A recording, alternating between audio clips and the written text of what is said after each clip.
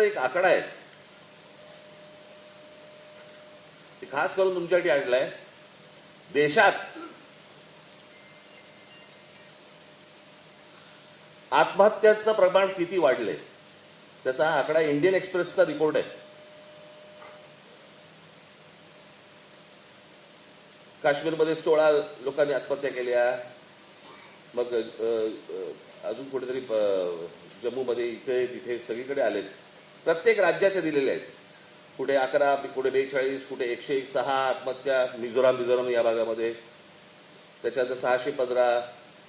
त्याच्यानंतर तुमच्या गुजरातमध्ये, मध्य प्रदेशमध्ये 15,000. गुजरातमध्ये 8,000. सर्वात जास्ती कुठं? 22,174.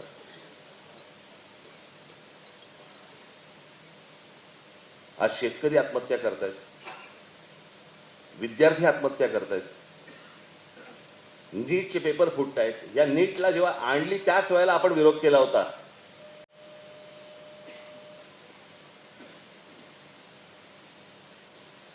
आज लहान मुलं पळवण्याचा प्रकार वाढलेले आहेत. खासदार आमदार जसे पळवले जातात तशी लहान मुलं पळवली जातात. मुली पळवल्या जात आहेत. त्याचे व्यापार होत आहेत. त्यांना परदेशी पाठवलं जात आहे. काही जणींना वेश्या व्यवसायाला पाठवलं जात आहे. एवढे सगळे प्रश्न आज आपासून देशासमोर उभे असताना आमच्याकडे काय चालू आहे? आमची सत्ता टिकावी म्हणून आम्ही करोडो रुपये टाकायला तयार आहोत. आम्हाला खासदार फोडायचे आहेत, आमदार फोडायचे आहेत, नगरसेवक फोडायचे आहेत. तुमच्या मताला किंमत काय? 0. कोण तुम्ही? कोण नाही. रांगेत उभं राहा, मेंढरासारखे मतदान करा, मोकळे व्हा. आज हे भारतीय जनता पक्षाकडनं सुरू आहे. उद्या दुसऱ्या पक्षांकडनं सुरू होईल. काही दुसऱ्या इतर पक्षांकडनं अगोदर, ह्याच्या अगोदर पण झालेलं आहे. याला निवडणूक म्हणणार. मी खायला आम्ही बसलो असताना मी म्हटलं बरं झालं चला आपले खासदार निवडून आले.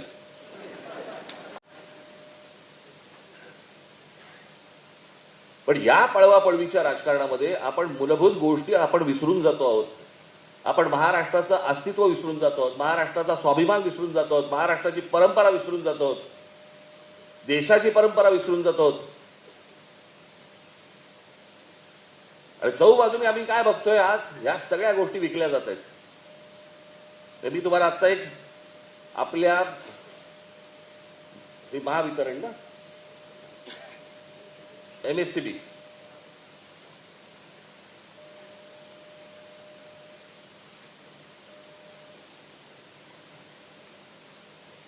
MSCDCL, Maharashtra state electric distribution, बरोबर, वितरण. याचा भारताच्या पॉवर मिनिस्ट्रीने आत्ता एक आकडा काढला. तुम्ही नीट लक्षात ठेवा मी काय बोलतोय. इथे माझे चॅनलवाले असतील त्यांनी जर नीट, पत्रकारांनी नीट बघावं. हा माझ्याकडे आत्ता रिपोर्ट आलाय. या भारताच्या पॉवर मिनिस्ट्रीने जाहीर केलेला रिपोर्ट आहे MSCDCL ची. 100 पैकी महाराष्ट्राला किती गुण मिळाले असतील पॉवर डिस्ट्रीब्युशन मध्ये? तुम्ही राजकारण नीट समजून घ्या मी काय बोलतोय ते. किती गुण मिळाले असतील? 100 पैकी किती गुण मिळालेले असतील महाराष्ट्राला? 1.5%. 1.5 गुण मिळाले. 1.5.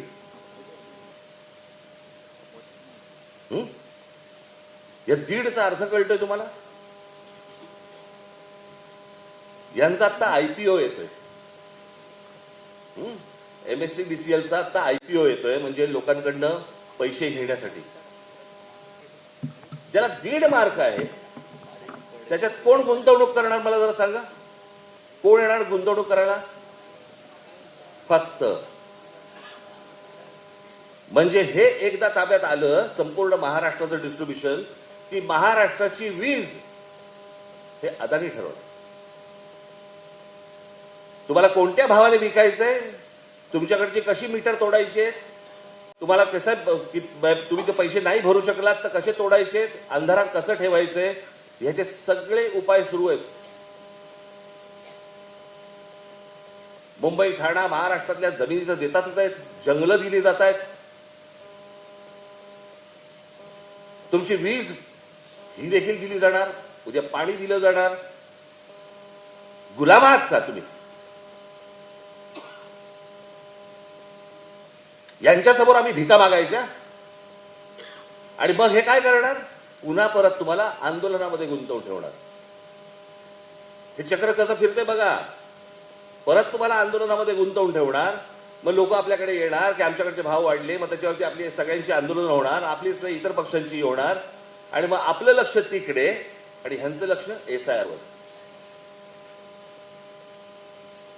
निवडणुकीला ज्यावेळेला तुम्ही मतदानाला जाल त्यावेळेला तुमच्या लक्षात येईल आपले मतदारच नाही आहेत, म्हणजे मतदार आहेत पण त्यांची नावच नाही आहेत. आणि जरा त्या वेळेला तिथे मतदारांची नावं जर समजा गाळली गेलेली असतील तर त्या क्षणाला तुम्ही काहीही करू शकणार नाहीत.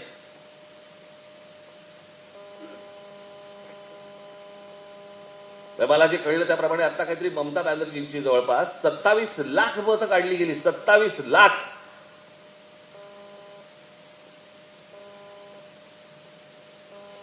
आणि कसं वेचून वेचून वेचून वेचून सगळ्या गोष्टी सुरू आहेत बघा. तिकडे केजरीवाल पडले, इथे ममता बॅनर्जी पडल्या.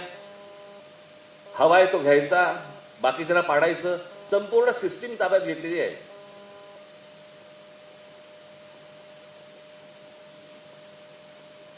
मला कोण सत्तेवर आहे ना ह्याच्या मला फरक पडत नाहीये. सत्तेवर बसून तुम्ही काय करताय ना याचा मला जास्ती फरक पडतो. आपण काय धोरणं आणतो आहोत आणि त्या धोरणांमधनं आपण भविष्यातले काय पायंडे पाडून ठेवतो आहोत.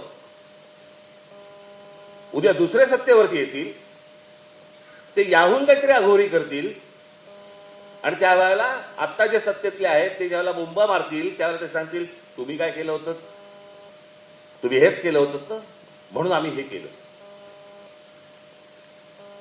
आपण राज्यात काय पायंडे पाडतोय, देशात काय पायंडे पाडतोय